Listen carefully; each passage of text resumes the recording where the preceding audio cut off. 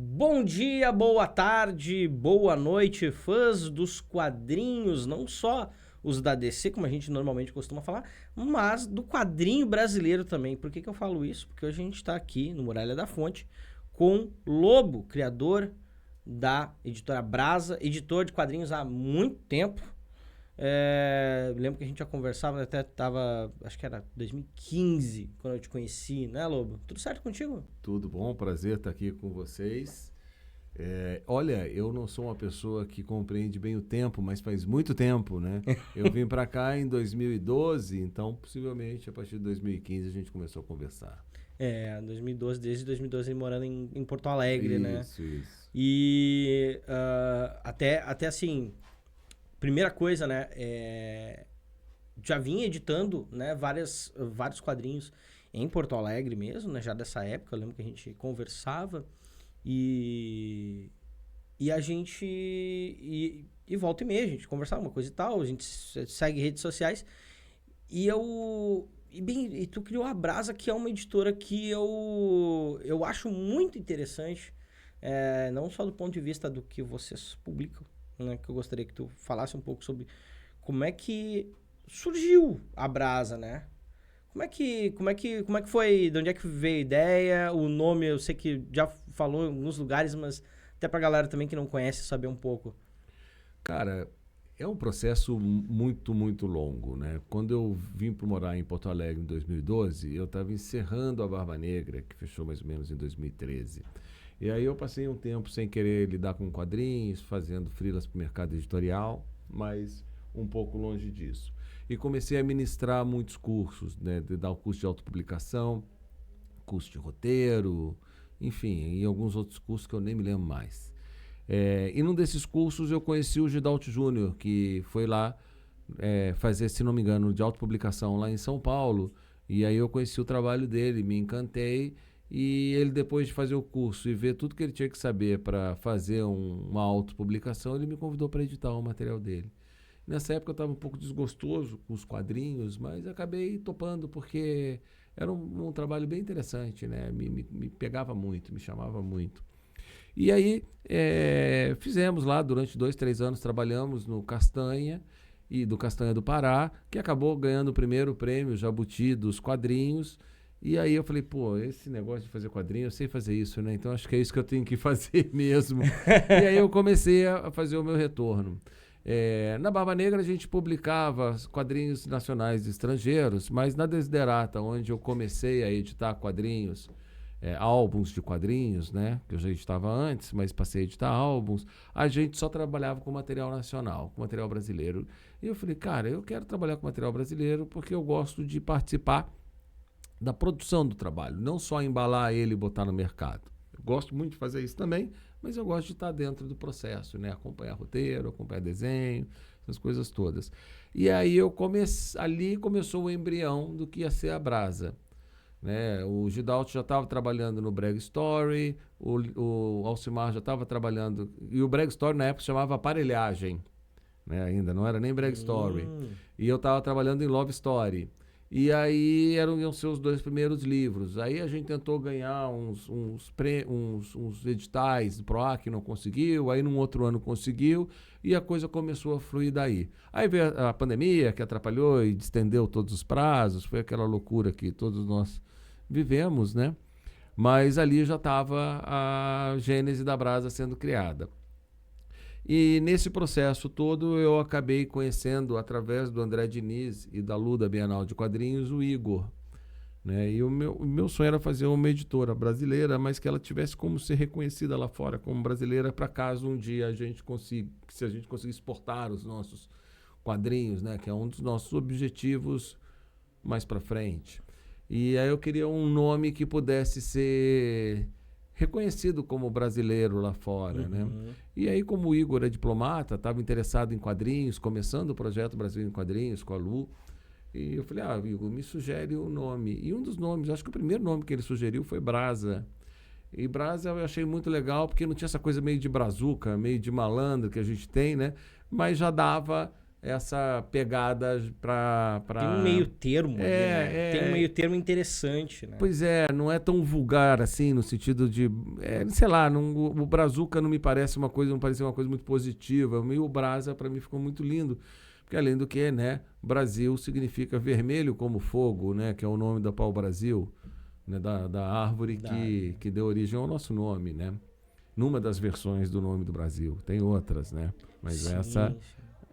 vai por aí. E com isso tudo a gente deu essa forma daí para Brasa, quadrinhos brasileiros, trabalhando com foco no autoral.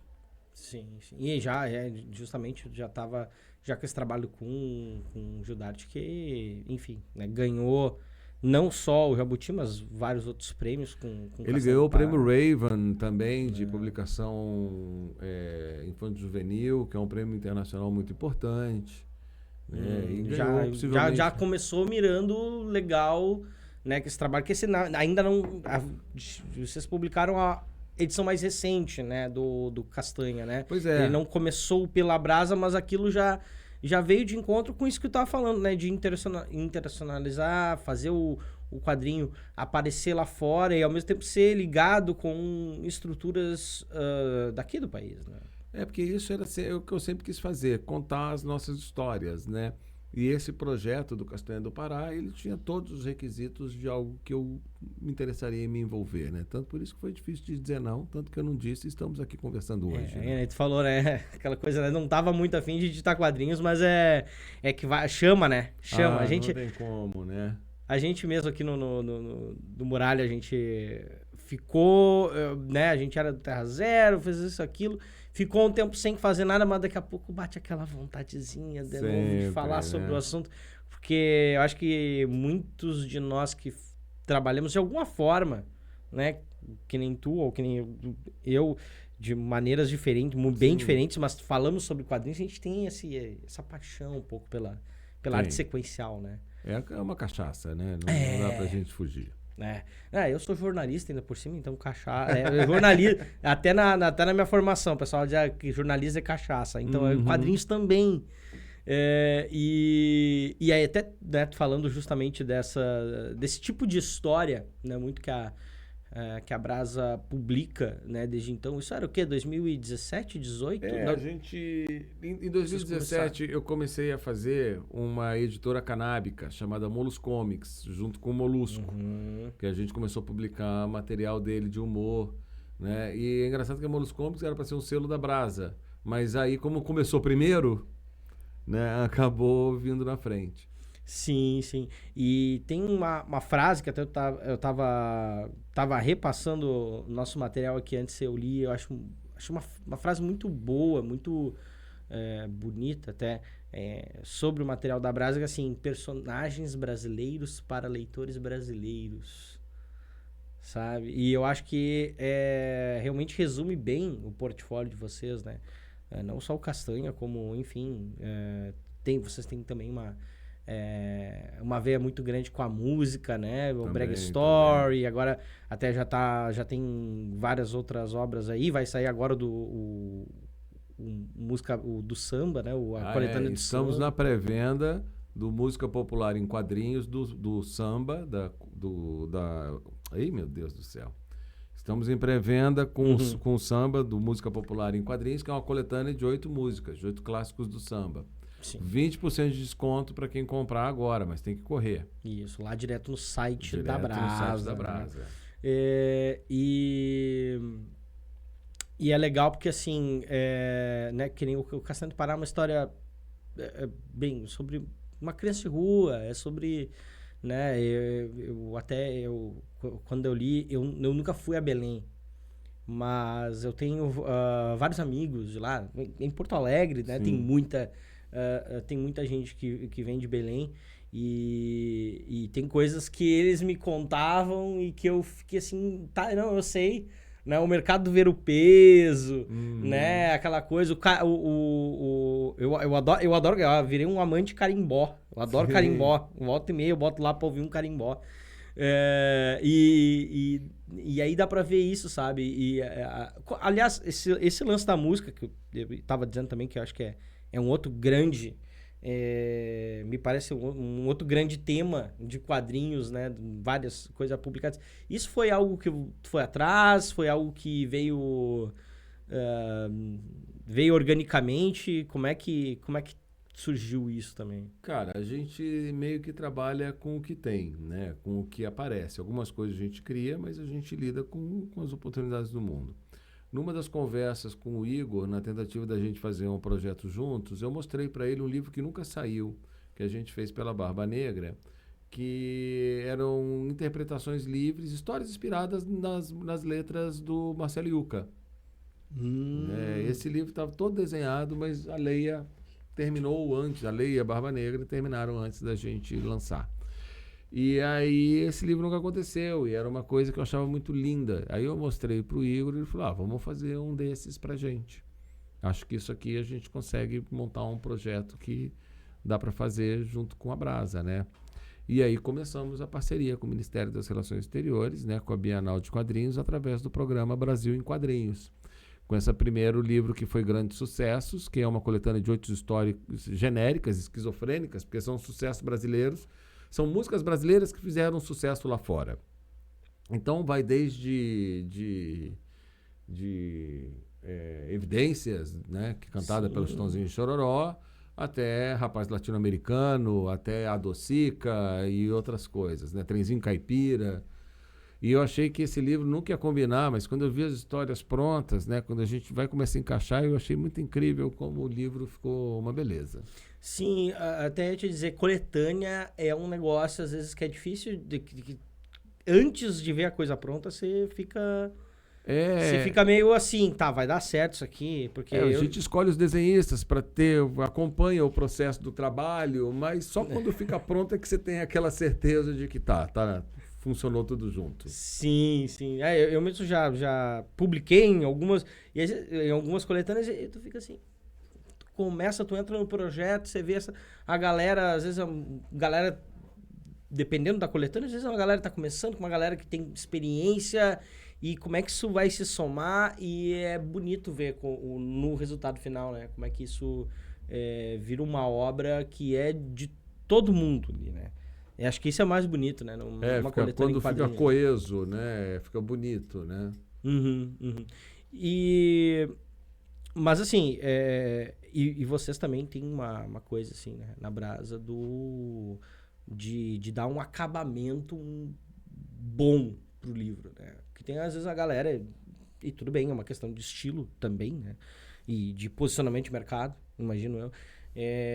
Mas a Brasa tem um posicionamento assim de fazer um produto que enche os olhos, né? Olha, eu fico muito feliz que você veja a Brasa assim. Eu vejo assim, eu olho, não, porque hoje em dia a gente tem muita gente publicando no país, né? Além do maior número de editoras de quadrinhos, né? Como a própria Brasa, mas várias outras que surgiram aí na última década, né? Eu nem vou saber dizer quantas, porque várias, inclusive, surgiram e deixaram de existir também. Sim, muito rapidamente, né? Mas hoje esse número é bem maior do que... O número de editoras ativas é bem maior do que há 10, 15 anos atrás. Sem contar a galera publicando por conta, né? Da autopublicação, que nem tu falou. Como é que né? Tá inclusive competindo nesse mercado. Como é que como é que é essa cena e que desafios tu enfrenta, assim, às vezes na hora de colocar um produto na rua? Como é que... Eu vou voltar um pouquinho para trás, porque responde as duas perguntas ao mesmo tempo. Quando a gente começou a Brasa, veio do fim de uma pandemia, ou seja, todos os custos de tudo estavam altíssimos, o papel no Brasil tinha subido o custo absurdamente, veio a guerra na Ucrânia, que piorou a situação. A gente chegou a ter aumento de 50%, 60%, até 80% do preço do papel, se eu não me engano. Você não consegue fazer no Brasil um trabalho popular se ele não tiver uma tiragem extensa. E quadrinhos, literatura também, o suporte livro no geral, considerado um best-seller no Brasil, são 3 mil livros vendidos em 3 anos. Se você vai falar isso para quem vende tomate, o cara não sabe como a gente sobrevive. Né? Se você vai falar isso para qualquer outro comerciante, ele vai ficar desesperado e não vai conseguir ver onde é que fecha essa conta, e essa conta realmente às vezes não fecha muito bem. O que acontece é o seguinte, o que a gente fez nesse período já que tudo tinha crescido, tinha ficado muito caro, a gente tinha que fazer com que as pessoas vissem o valor do produto. E o principal preço na época era o preço do papel do miolo. A capa dura, né? O papel de capa dura tinha aumentado, mas o miolo tinha aumentado muito. Quando o preço do miolo aumenta, você não tem o que fazer. Num livro como Brega História, que tem 320 páginas. É isso aí. Então, eu fazer ele em brochura ou em capa dura não ia alterar tanto o valor do livro em si, né? Em função do benefício, vamos dizer, que as pessoas veem na capa dura. Eu, particularmente, nem sou um grande fã de capa dura, mas eu entendo que no Brasil existem muitos fãs de capa dura. As pessoas percebem nisso uma qualidade e, enfim, tudo bem, para a gente está tudo bem. A gente tem que fazer um livro que as pessoas entendam que é bom, que ia ser um livro muito caro. O nosso livro foi o mais caro na época que a gente começou, porque a gente lançou o livro na verdade, eu lancei o livro a R$ 149,90 ou R$ 139,90 e ele já não pagava toda a operação. Já não era se eu não cobrei da ponta do lápis que eu tinha que cobrar, porque senão eu sabia que ninguém ia comprar mesmo o livro. Então, o que a gente fez? A gente abriu mão da nossa lucratividade e melhorou a qualidade gráfica do livro, no sentido de que nós botamos uma capa dura e fizemos uma pintura trilateral. Mas, gente, essa qualidade que as pessoas percebem não tem a ver com o material, tem mais a ver com o cuidado que a gente tem ao produzir o livro. Porque essa capa dura e esse miolo são exatamente os mesmos que outras editoras usam. O miolo lá é papel pólen, 90 gramas, a capa lá é em couché brilho, o papel Paraná, sei lá qual é o papel que está lá no miolo exatamente agora, mas é o mesmo papel que a maioria das editoras usam. Então, assim, o que a gente se orgulha muito é que a gente trabalha muito em cima de cada livro. A gente não fica em cima da primeira ideia, a gente não cede a primeira ideia, a gente pode retornar a ela, né? Mas a gente trabalha muito antes de botar um livro na rua. Nada é feito correndo, né? E as decisões não são feitas de forma, enfim, não vou dizer leviana, não é isso, mas de forma rápida, né, impensada. A gente gosta de trabalhar muito o produto. Então, isso eu acho que dá um retorno, que a qualidade, óbvio que o que importa é o conteúdo, e nisso a gente não negocia, a qualidade do nosso conteúdo é negociável. A gente vai até onde consegue ir para melhorar, né, dentro das nossas possibilidades. E, graficamente, a gente também faz o melhor que a gente pode.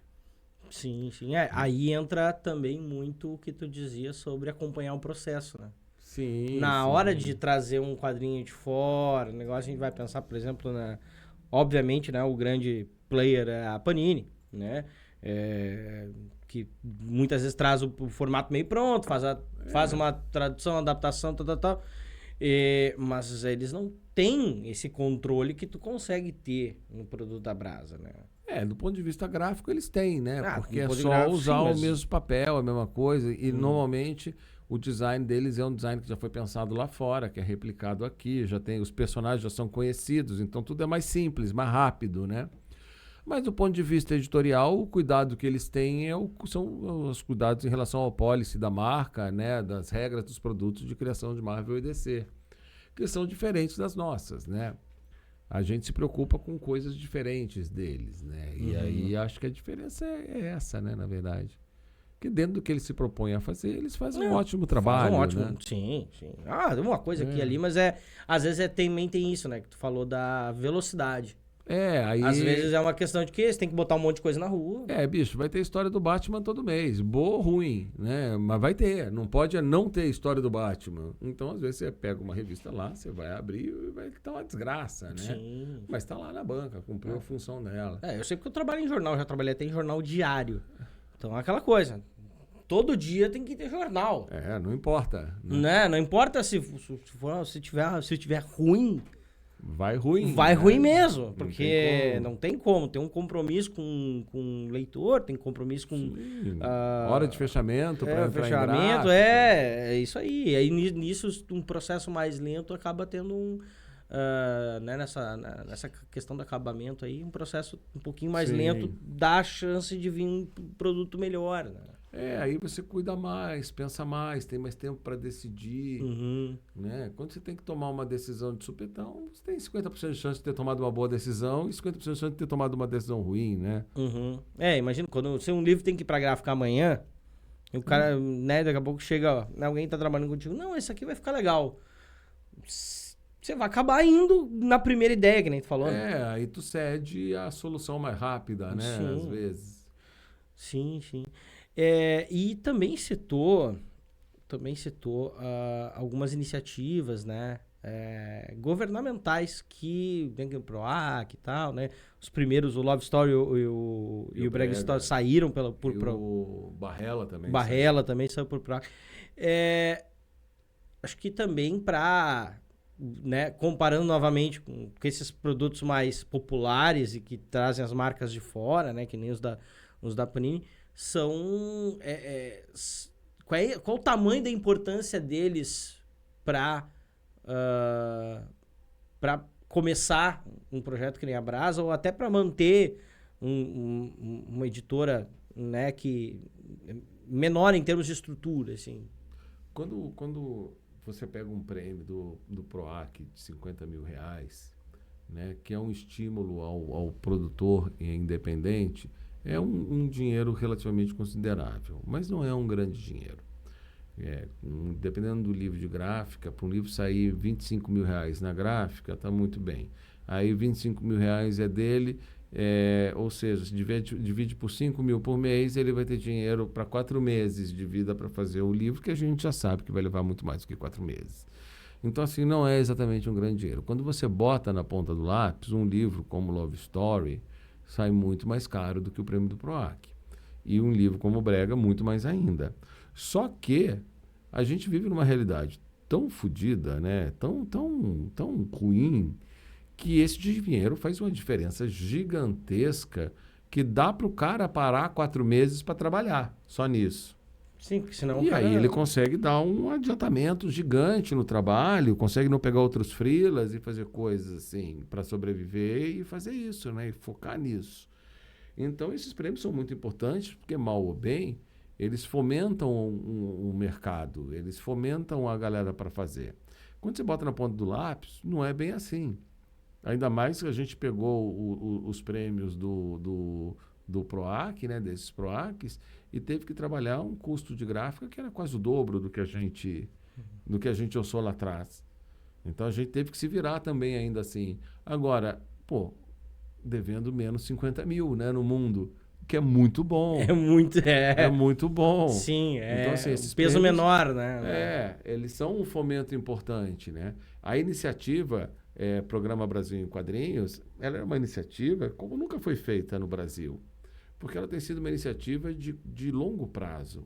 Eles começaram a trabalhar muito pequenininhos há 4, 5 anos atrás. E foram fazendo uma exposição aqui, uma exposição ali, e aí o resultado dessa exposição, as embaixadas, né, que acolhiam essas exposições, viam que tinha um público legal, que estava funcionando, estava levando cultura, começaram a pedir mais, outras começaram a ver e querer também, e com isso a gente começa todo esse programa de difusão do quadrinho nacional no exterior, no mundo, né? Que era feito através da Apex, nessas feiras todas, que vai ter, Feira de Franquifur, mas nunca ninguém liga muito pro quadrinho. Não, era uma coisinha lá no canto, né? É uma coisinha lá no canto, é uma coisa lá que ninguém está dando muita atenção. Né? Eu fui convidado da Feira do Livro de Paris em 2014, porque na França o quadrinho é importante. Então, foram os Gêmeos e quem mais? O Marcelo Quintanilha. Se não me engano, Eu acho que são esses. Pode ter tido mais alguém que eu estou esquecendo aqui. E aí a gente foi convidado, foi para lá, porque nós havíamos publicado em francês havia pouco tempo, então dos autores brasileiros publicados lá, selecionaram nós 3. Eu estava do lado do Gêmeos e do Quintanilha, que tem uma obra muito maior do que a minha, né? Então, assim, aí aconteceu, mas no geral não se dá muito valor. E agora, com esse programa, Eles estão conversando com a Apex, com os eventos, etc. e tal, e o quadrinho nacional está sendo constantemente levado aos outros lugares. A gente está frequentando, teve agora na feira de Cuba, na feira de Havana, teve também no Canadá, eu não me lembro, acho que foi na feira de Toronto, eu não me lembro exatamente, posso estar falando tudo errado, tá? Mas foram vários lugares. Eu fui para o Uruguai o ano passado, fui para Anguleme, quase consegui ir para Amadora, mas só não... Amadora não, a Beja, mas não deu para eu ir por causa de não conseguir mudar a passagem, só por isso. Se não teria aproveitado e ainda eu teria feito no ano passado 3 eventos internacionais em 2 viagens, né? Pô, muito bom. Isso eu. Sim, Fora, sim. Tu é um editor dentro disso. Lá foi ainda o Gidalt, foi comigo, foi também a Roberta Nunes, lá no Uruguai foi o Esteves, o Daniel Esteves, mais a Rafaela Corsi, a Karma Leão. Então, assim, tem vários autores indo em vários lugares. Sim, né? sim. O que também denota, assim, né, uma mudança, né? Que, claro, é gradual, é um processo longo. Também uma mudança no perfil de internacionalização do artista de quadrinho brasileiro. Sim, a gente está se profissionalizando, né? Todo mundo dizia que a gente tinha qualidade internacional e isso está se comprovando, né? Sim, antes o lance da qualidade internacional era comprovado quando um desenhista brasileiro ia parar na Marvel ou na DC, Sim, né? Ou ia fazer... Também. Ou nos anos 2000... essa continua sendo uma via válida. Né? Claro, é uma marca de qualidade importantíssima. Claro. Hoje um dos maiores desenhistas, sei lá, os maiores não, né? Mas os brasileiros, eles ocupam um espaço muito importante na indústria americana, né? Isso é um marco, né? Claro, claro. Isso abre espaço também, né? Muito. E uma galera que faz a volta, vem pra cá, né? Deodato fez bastante isso, né? De voltar e aí também pegar daqui a pouco outros nichos de mercado, né? Que nem ele saiu um pouco, agora até voltou pra descer, mas... A Ana Keller trabalhou para o mercado franco-belga uma época. Então, assim, tem o Lelis, eu acho que faz coisas às vezes para o mercado franco-belga. Então, assim, a gente está começando a ser percebido como um player real do mercado, né? Sim, sim. E esse tipo de coisa ainda é um movimento que começou na década passada, porque eu me lembro que a gente já noticiava isso lá no Terra Zero, lá 2014, 2015, 2016. Né? A gente falava, por exemplo, lá da Ana Keller, eu lembro da gente dando notícia disso, era 2015, eu tenho certeza. Sim. E ainda tá numa crescente. Então ainda tem bastante para ganhar nisso. Muito, muito. Né? E é um produto de cultura brasileira, né? Porque eu acho que esse produto cultural brasileiro, em geral, tem ganhado um espaço em outras vertentes. Você tem a Anitta. Sim. Pô, o tamanho que é a Anitta lá fora. Ela faz propaganda no McDonald's nos Estados Unidos. De vez em quando a gente ganha os Grammys, né? Por aí. Sim, e isso eu acho que isso é super importante para uma... não só para uma... Não só, claro, para um sucesso das pessoas que trabalham, mas para toda uma divulgação e para um crescimento de mercado. Porque tem também aquela coisa, né? Ah, tem mercado, não tem. Deixa eu aproveitar e te perguntar. Tem mercado? Cara, eu não sei, né? Eu faço quadrinhos porque eu quero, porque eu não sei fazer outra coisa, porque de todas as outras coisas que eu fiz na minha vida, a única coisa que eu faço bem é isso. Né? Eu posso fazer outras coisas, mas vou fazer mal feito. O quadrinho, realmente, eu tenho muito orgulho do que eu faço. Eu percebo que eu faço um bom trabalho. Eu noto que eu faço diferença no mercado. Quando eu era um publicitário, eu era um Zé Ninguém. E eu não curtia estar ali, aquilo não fazia muito sentido para mim. Então, eu estou no lugar que eu quero. E, assim, eu acho que não existe um mercado no sentido de uma indústria gigantesca, né? Nesse sentido. Mas existe um mercado em formação, que já é um mercado. Né? Quem sabe daqui 10 anos a coisa já esteja muito melhor do que está hoje. Aí, pequenas iniciativas estão se somando e engrandecendo, né, o nosso trabalho, né, como o PROAC, como o Programa Brasil em Quadrinhos, como vários editais que já começam a prestar atenção nos quadrinhos. A gente não tem que que entrar meio que traficado pelo edital de literatura, né? Aquele você entra lance, meio né? escondido, assim, Sim. debaixo do caminhão, né? E aí você entra no edital. Isso veio muito, né, nos anos 2000, início dos 2010, era muito disso, né? Todo mundo fazendo adaptação. Né? Ainda é um mercado, ainda é uma coisa grande ainda. Mas... Esse foi um momento muito estranho do mercado, que foi quando o PNBE, o governo, conseguiu entender que tinha que botar quadrinhos. Só que eles não sabiam o que era um quadrinho bom, o que era um quadrinho ruim. Então, para eles, quadrinho bom é um quadrinho inspirado em literatura. E aí chegaram para as pessoas que nunca tinham tido contato com aquelas obras e falaram assim, vocês querem 20 mil reais para adaptar esse livro para quadrinho? O cara nunca viu dinheiro na vida, falou, quero, claro. Pô, há 15 anos atrás, 20 conto era muito dinheiro. Só que as pessoas, eu não sei quais eram os critérios da seleção das pessoas, mas a meu ver, é uma opinião muito pessoal, para mim isso foi um desserviço para o quadrinho e para a literatura, porque se criou obras que são muito ruins de ler, são ilegíveis, são estranhas, pessoas que não têm relação com aquela literatura, não tinham como colocar mais uma camada de significado naquilo, não tinham como perceber a profundidade daquelas obras, então criaram trabalhos muito rasos, né? E que venderam muito. Então, nesse sentido, foi bom, né? A gente encheu o bolso de dinheiro. Em termos de resultado, foi bom. Pagamos comida, né? Pagamos a escola das crianças, mas, ao mesmo tempo, acho que foi um serviço para a linguagem dos quadrinhos, porque ainda tinha essa coisa do quadrinho como degrau para a literatura. E quadrinho não é degrau para nada além de quadrinho. Né? Mas sim, é um degrau para o estímulo à leitura, assim como a literatura. Né? Então o quadrinho está no mesmo patamar da literatura como linguagem, como forma de expressão. Nenhuma é melhor do que a outra, né? A não ser uma questão de gosto. Né? Você pode gostar mais de livro, você pode gostar mais de filme. Tudo bem, não tem problema nenhum. Não, e hoje me parece que essa discussão está um pouco superado, pelo menos em muitos lugares, né? Às vezes ainda tem... esperamos que sim, né? Não, me parece. Eu tô te falando porque se eu tiver errado, me diz. Porque é a leitura que eu faço também hoje, né? Realmente se tinha uma coisa assim do quadrinho como uma subcategoria na literatura. Eu acho que já melhorou, Isso, né? Felizmente, né? Eu acho que... Isso vem até a academia ajuda um pouco nisso, né? Eu dei os meus 2 centavos fazendo o meu trabalho de conclusão sobre o roteiro de quadrinhos, né?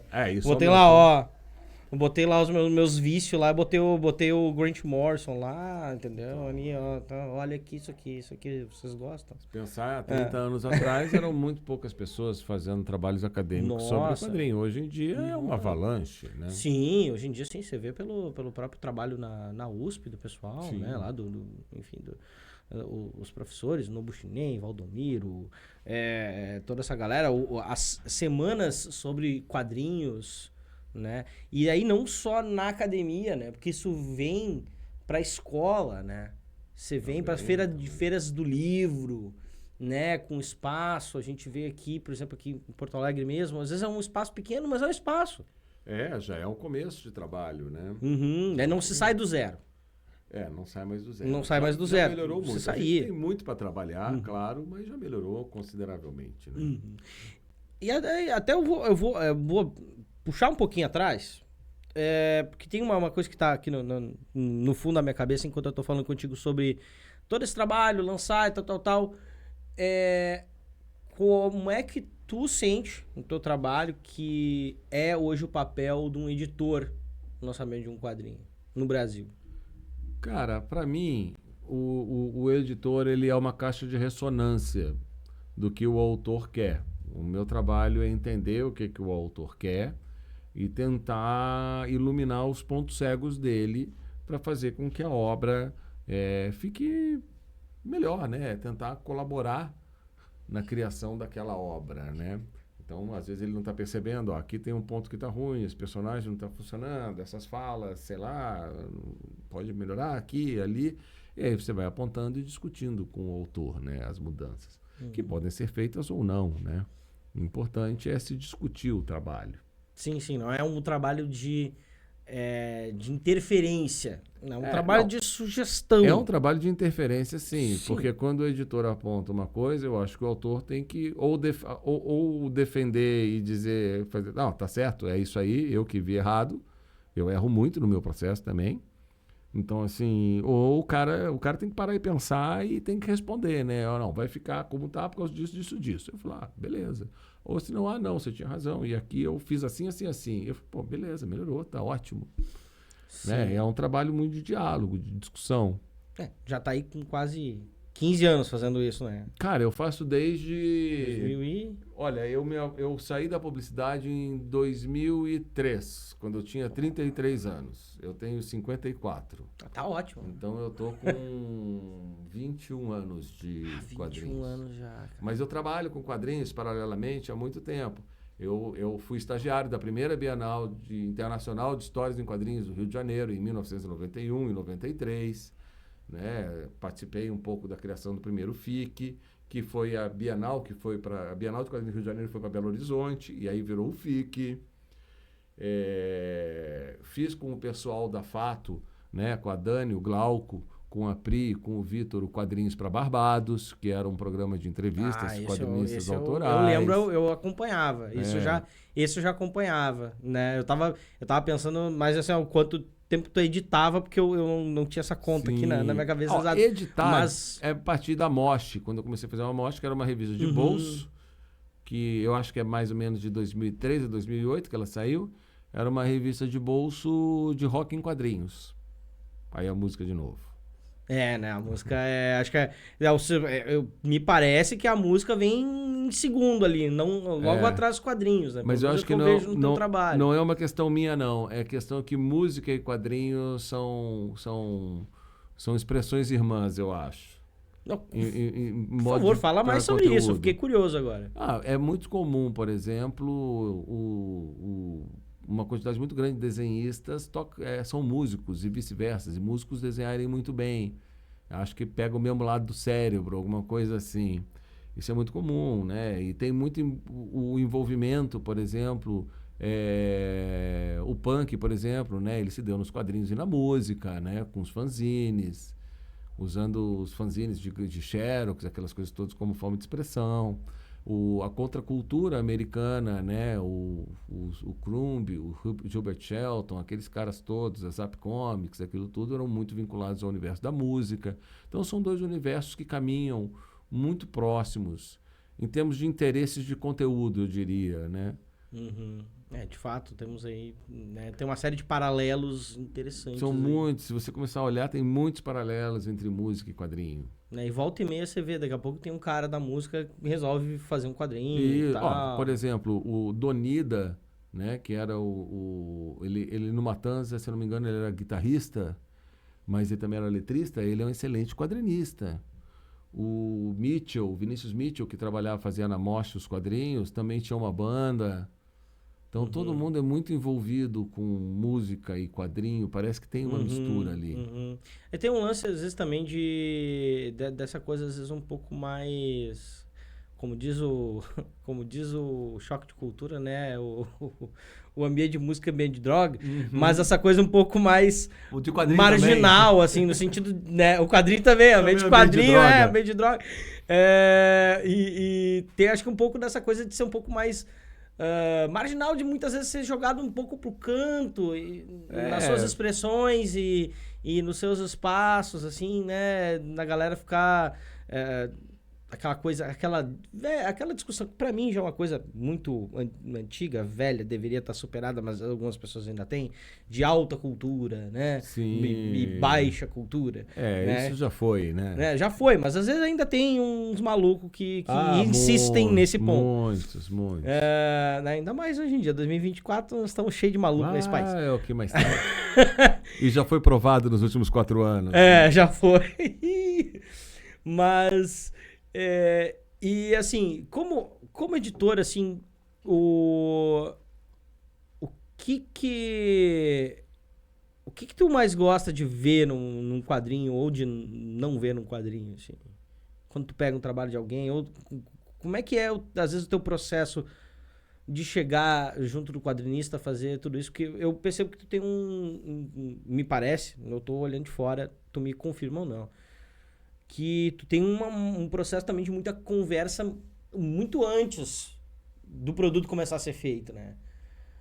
E isso me parece... Tem uma marca aí junto em cima, né? Já começa daí, né? Como é que é esse teu processo com os quadrinistas, assim? Como é que tu faz isso? Isso que você está falando, Marcelo, é muito interessante e a resposta é não sei, como todas as perguntas interessantes, né? É cruel isso. Pelo seguinte, eu comecei a editar quadrinhos porque eu queria ser roteirista de quadrinhos. E no processo eu me descobri um melhor editor do que roteirista. Sim, eu edito com muita facilidade e roteirizo com uma dificuldade gigantesca. Eu sofro demais. Para editar, eu já sei tudo que eu tenho que fazer. Eu olho o trabalho, eu olho a sua ideia, meu cérebro já começa a instalar e já começa, os neurônios já começam a se chacoalhar e eu já sei para onde eu tenho que ir com o teu trabalho. Né? Quando eu entendo ele. O que eu preciso para editar um trabalho é entender que eu posso vendê-lo, que eu posso fazer parte dele. Para eu fazer parte dele, eu preciso desse processo, que o processo de criação, que eu seja inserido no processo de criação do livro. Eu acompanho, eu discuto, eu sugiro coisas, né? E esse processo todo de diálogo, né? É um processo de criação, como criação publicitária, qualquer criação começa com diálogo, né? Então, nosso processo é muito calcado nisso. Já teve alguém que tu tentou trabalhar, não precisa me dizer os nomes, obviamente, mas que tu tentou trabalhar, tu até queria trabalhar e daqui a pouco a conversa não rolou e aí... Várias. Nossa, o que mais tem é eu ter editado material errado, eu entendi que era uma coisa e não era, e aí com o tempo você começa eu querer que o autor, por exemplo, hoje em dia eu já quis que o autor editasse, fizesse o roteiro como eu achava que devia ser, num sentido mais ou menos de forma, né? Não no sentido de conteúdo. E hoje em dia eu trabalho de um jeito completamente diferente. Eu tento entender como você trabalha e me insiro no seu processo. E aí eu acho o lugar que eu sou a mosquinha que vai ficar ali. Eu acho o meu lugar dentro do seu processo. Né? Então é um trabalho muito mais difícil. Né? Porque muda de desenhista para desenhista. Agora, já teve desenhista que trabalhou comigo, que não teve aberta a discussão e o diálogo. Isso é muito frustrante, porque você percebe que você pode colaborar ampliando o potencial daquela história, deixando ela mais, enfim, às vezes até mais adequada para a brasa, né? Que isso é uma questão também, e a pessoa não está aberta a isso, né? Isso é muito frustrante, mas não tem o que fazer, dependendo do projeto é o que é.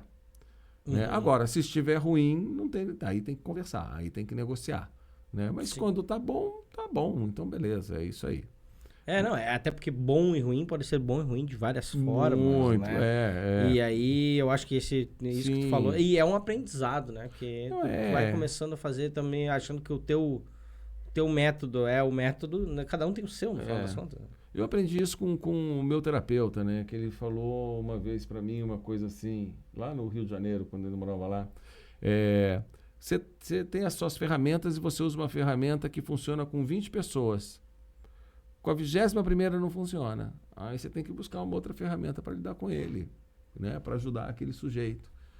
Né? E eu trouxe muito isso para a minha vida, né? Demorei muito para entender isso, mas um dia eu consegui realizar isso, que ele falou, não, eu é que tenho que mudar, eu é que tenho que me transportar para o método criativo do outro, eu é que tenho que estar aberto para isso.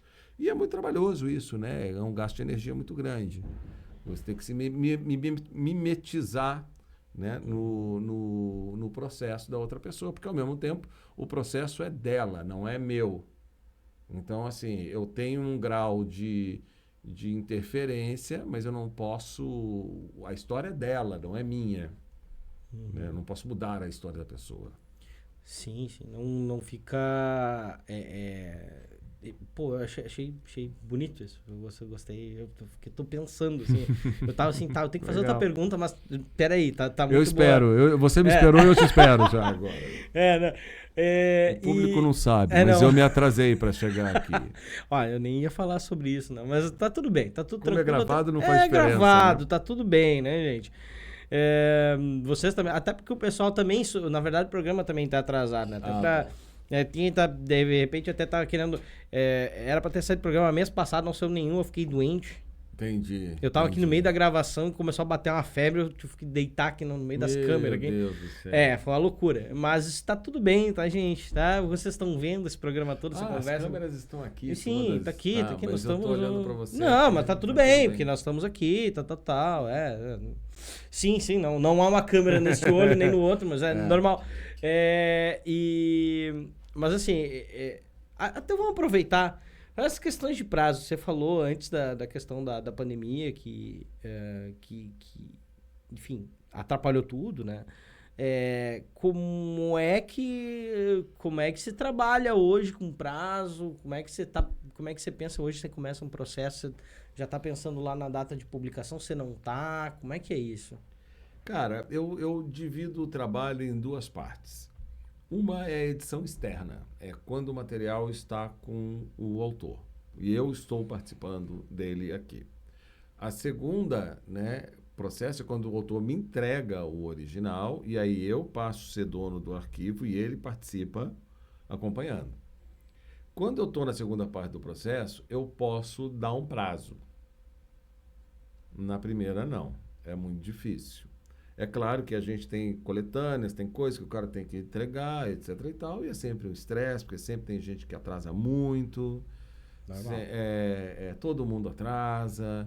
A gente sabe que os valores pagos pelos projetos não são valores que pagam o trabalho deles, os adiantamentos que você dá não são adiantamentos vultuosos que fala? Vultuosos. Vultuosos que vão fazer uma diferença, ele vai parar um mês inteiro para me desenhar agora, por exemplo, para o Samba, que é uma história de 32 páginas, o cara vai levar um mês ou dois, talvez 3, para pensar, desenhar, desenvolver, pintar, lá, e o adiantamento não cobre 3 meses de trabalho de uma pessoa, então assim... Tem todo esse jogo de cintura, Mas, ao mesmo tempo, a editora exige uma programação. Não é o nosso caso, porque nós somos muito pequenos. Mas uma editora, conforme vai crescendo, ela tem que publicar livros todo mês para ter sempre a receita entrando, O livro novo é o que mais vende. Então, você tem um spread de venda que esse livro te dá. Que no mês que vem ele vai dar menos, no outro mês talvez menos. No geral ele sobe e depois começa a descer, É a lógica de mercado. É a lógica de mercado. Então, se uma editora grande, por exemplo, que publica 10 livros por mês, num mês publica 7, ela vai ter problema de receita dali 3, 4 meses. Quando aquele dinheiro tiver que entrar, for entrar, e aí vai ter um buraco ali. E aí vai dar um problema de caixa, enfim, tem todas as questões que daí são como qualquer empresa, Então, mas nós trabalhamos com algo que é artístico, que é algo que o tempo não é mensurável, não é uma coisa assim, depois que você desenvolveu o fósforo, ele sempre vai levar o mesmo tempo para ser feito.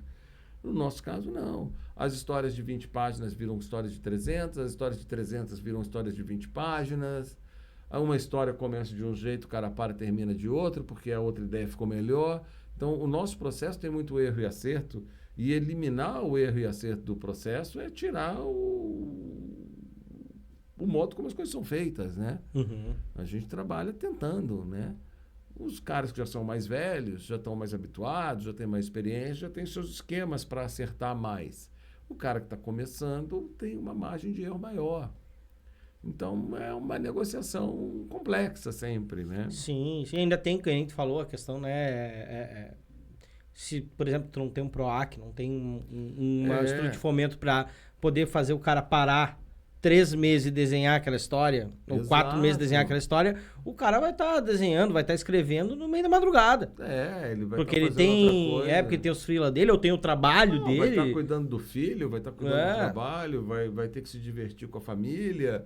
Ter que se divertir com a família é ótimo, obrigado a se divertir com a família. Você precisa se divertir. Alguns a gente teria que obrigar mesmo, viu? Eu conheço uns que precisam. Tem uns que são... Mas são os tempos, Você tem o seu tempo de vida social, o seu tempo de vida profissional, o seu tempo de vida pessoal, e aí você vai tirar um tempo para fazer quadrinho. E normalmente é um tempo mais curto, é um tempo que... ou você está tirando do seu trabalho, da sua família, da sua vida pessoal, que muitos de nós fazemos isso, né? Ah, sim. Eu já fiz isso durante muitos anos. Até porque, como é que a gente tá falando, é cachaça, né? É cachaça. E daqui a pouco o cara... É um ambiente de droga, né? É um ambiente de droga. O cara fica numa pira e não, porque eu quero botar isso aqui, eu não quero que essa ideia se perca e daqui a pouco, se o cara não percebe, ele se perde um pouco nisso, né? Se perde. Aí eu acho que também, não sei como tu já tem essa experiência, às vezes tu acaba notando, pode acabar notando isso. Olha, eu sempre equilibrei muito tudo isso porque eu quase nunca tive família, então nunca tive problema. Mas quando eu fui casado algumas vezes, né, você tem que negociar tudo isso, né? Não dá. Agora eu sou casado com a Samantha, que trabalha comigo também. Então, assim, a gente tem que ter nosso tempo de lazer, nosso tempo de casal, né? A gente quer passear, quer andar, quer estar junto, quer tomar, sei lá, um suco no fim de tarde, comer uma torrada, essas coisas assim. Um café, curtir aquele momento, né? Ali, E não é trabalho, né? Tem que ser outra coisa. Então é difícil isso de dividir mesmo, né? Porque deve ficar ainda mais difícil de dividir quando tu tá dentro de casa, junto com a pessoa Também trabalha contigo, né? Como é que é? Trabalhamos em casa, né? Somos casados, trabalhamos em casa. Tem que cuidar, né? Se você descuida, Sim. A pandemia foi muito ruim para isso, né? Porque a gente não podia sair. Então, naturalmente, trabalhar, a gente se diverte, porque a gente gosta do trabalho. Quando você vê, você está trabalhando 20 horas por dia. Não funciona. Não funciona. Aí não, começa não a dar dá. tilt, né? Sim, quando vê tem as coisas da casa parada pra fazer, tem a roupa pra lavar. Empilhada lá uma semana, né? Ai. A gente já tá com, acho que 1 hora e pouco, já aqui chegando. Eu tenho pelo menos uma última pergunta, que é uma pergunta que eu faço, que é inspirada num cara que eu... Por favor. Quando eu fizer a pergunta, você vai saber de onde que eu tirei essa ideia. Tá. Né? Você um pouco já... Eu não vou ficar com medo. Não vai ficar com medo, hein? Tá? Lobo. Antes que a gente termine, peraí. Você tira o chapéu? Não. Melhor que isso. Mas só pra antes, porque a gente não fez no começo pra fazer aqui, gente, já próximo ao final.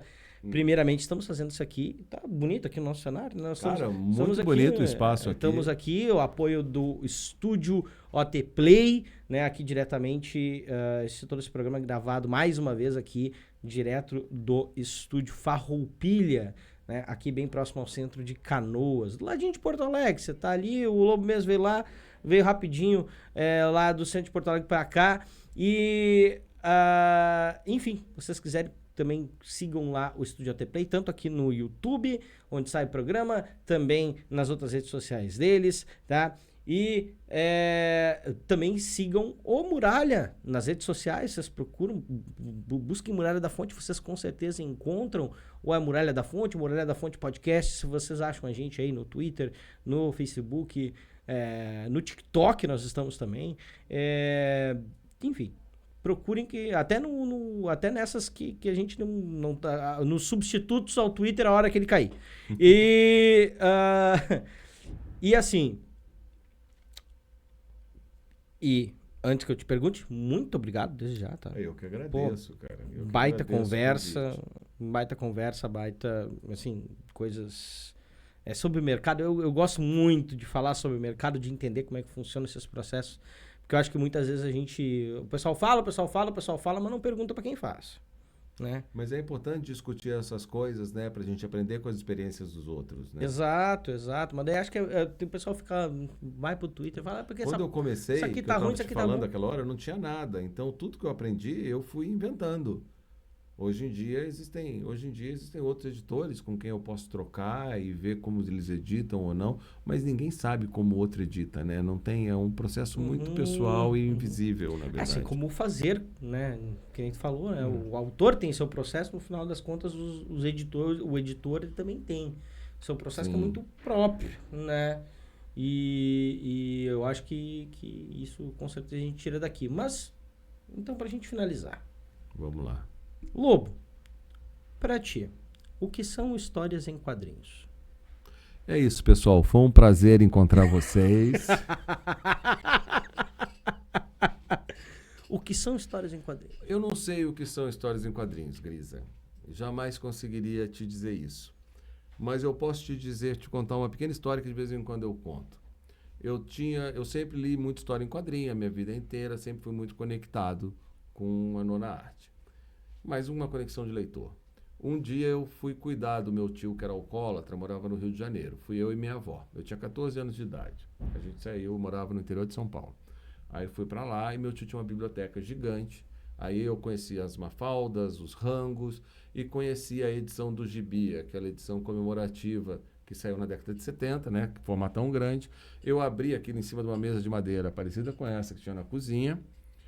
E eu abri numa história chamada, se não me engano, que era Guerra de Chernobyl, o Homem que Sabia Voar, do Will Eisner. Quando eu li aquilo, eu fiquei muito impressionado com aquela história. E a única coisa que eu pensei é, pode fazer história em quadrinhos assim? E aí, desse dia em diante, eu sabia que eu ia trabalhar com isso. Seja lá o que isso for. Tá bom, tô satisfeito. Muito obrigado, então... Obrigado, Grisa. Pô, prazerzão te ver. Igualmente. Então é isso aí, pessoal. Um abraço e Tchau, até a tchau. próxima.